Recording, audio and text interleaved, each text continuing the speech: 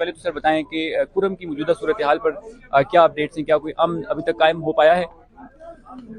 बिस्मिल्लाहिर्रहमानिर्रहीम। पूरम की सिचुएशन में अभी तक तो अमन है और मैं उम्मीद करता हूँ कि अमन रहे। और इस वक्त जो सूबाई हुकूमत की कोताही है और नालायकी है, आज तक जो हमारे IDPs कुरम के हैं उनको कोई सपोर्ट नहीं है। ना वहाँ पर खुराक दे रहे हैं, ना कोई वहाँ पर कोई दवाइयाँ थोड़ी सी, वो भी ICRC ने दी जो उन्होंने ट्रांसपोर्ट की। ना गर्म कपड़े हैं, ना टेंट्स हैं। टेंट जो PDMA ने भेजे थे वो न होने के बराबर है। चीफ सेक्रेटरी साहब ने एक वादा किया था जब CM साहब के साथ गए थे कि मैं बहुत जल्द ये रोड खोल लूंगा। आज तक वो रोड नहीं खुला। रोड न खोलने की वजह से खुद नोश की अशिया भी नहीं जा रही, पेट्रोल भी नहीं जा रहा, कपड़े भी नहीं जा रहे, टेंट्स भी नहीं जा रहे।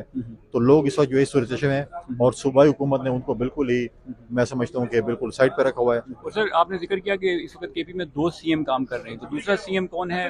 दो CM अब बड़े भोले भाले हैं। बुशरे बीबी को आपने भेजा हुआ तो CM नहीं है। ठीक है। और पीपल्स पार्टी और मौजूदा गवर्नमेंट की फेडरल में जो इस वक्त कुछ तहफुजात हमें नजर आ रहे हैं पीपी के, तो उस पर कोई पेशरफ्त हुई है, कोई मामला सेटल डाउन हो रही? देखिए, कमेटीज की मीटिंग हुई थी और उसमें उन्होंने कहा था कि जो कुछ थोड़े खदशात थे पीपल्स पार्टी को और PMLN के दौरान वो इंशाल्लाह दूर होंगे।